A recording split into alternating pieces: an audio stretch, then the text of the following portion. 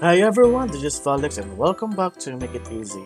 And for today's video, I'm going to show you on how to find a unique values in Google Sheets.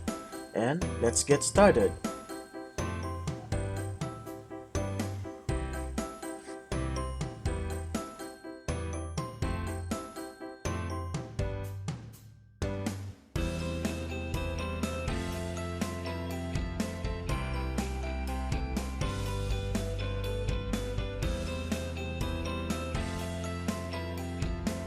And that's it.